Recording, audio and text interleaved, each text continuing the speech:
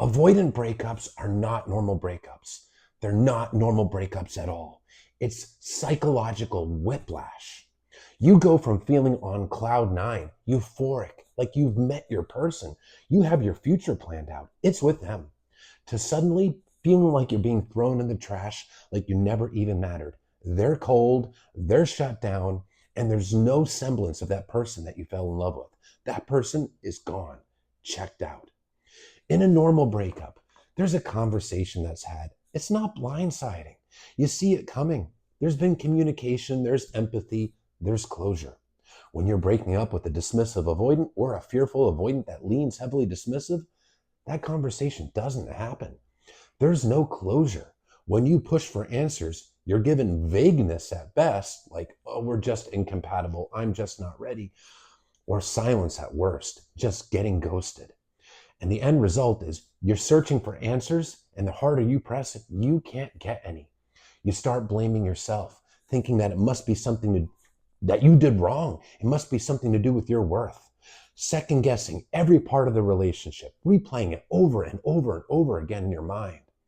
Your brain is going through a severe dopamine and oxytocin withdrawal. Those are the feel-good hormones that go off in the brain when you're in a relationship.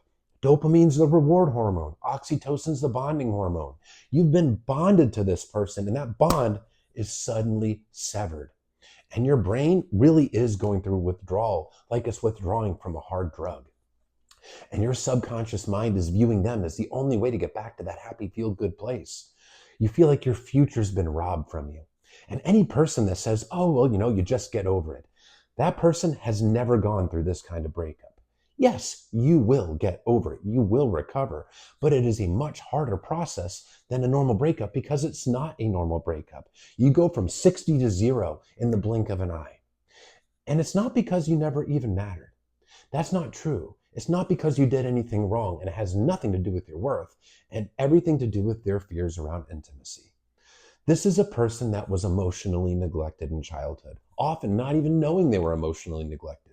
They grew up in a household where you don't talk about feelings and their own feelings were rejected. They weren't able to express themselves, so they learned to suppress their emotions. And what happens is they personalize that neglect at a subconscious level, growing up to feel defective and unlovable. And their fear is if I let my partner in and lower my walls, they're going to figure out I'm defective and reject me.